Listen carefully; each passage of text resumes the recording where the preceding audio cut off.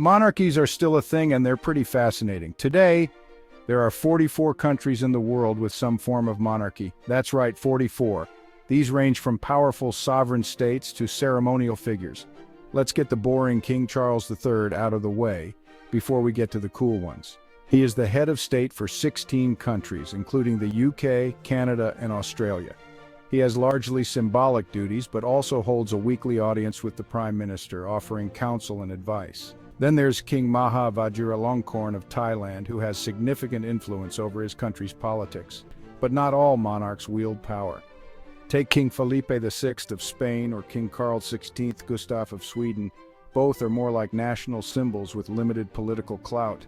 And let's not forget the absolute monarch King Salman of Saudi Arabia, who holds sweeping powers. Let's look at some of these monarchs and their families in their cool garbs. King Harald V of Norway. King Letsie III of Lesotho is a constitutional monarch in this mountainous kingdom in southern Africa. King Willem-Alexander of the Netherlands. King Mswati III of Eswatini. King Felipe of Belgium. King Tupu VI of Tonga. King Norodom Sihamoni of Cambodia. This daddy right here is King Jigme Kesar Namgyel Wangchuck of Bhutan. King Hamad bin Isa Al Khalifa of Bahrain and King Abdullah II of Jordan have significant influence over political matters and national policies. King Mohammed VI of Morocco. King Tamim bin Hamad Al Thani of Qatar. King Sabah Al Ahmad Al Jaber Al Sabah of Kuwait.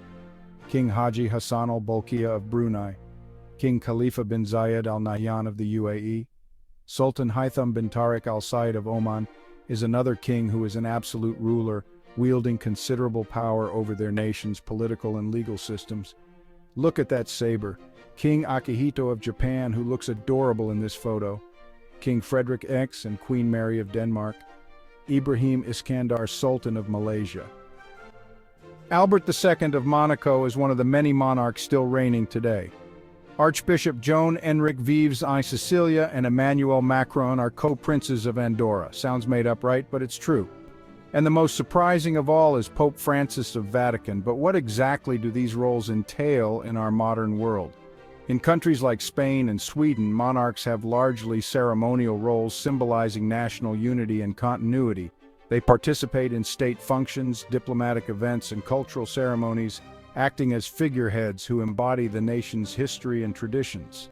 On the other hand, some monarchies have more substantial roles in governance. They often act as mediators in political crises and play pivotal roles in maintaining stability within their countries. Despite the varied roles, one thing remains constant. Monarchies continue to be a fascinating blend of tradition and modernity, adapting to the changing times while preserving their unique heritage. Subscribe if you learned something new.